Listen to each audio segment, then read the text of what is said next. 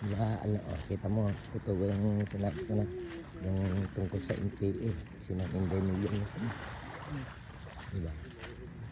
Sasabi,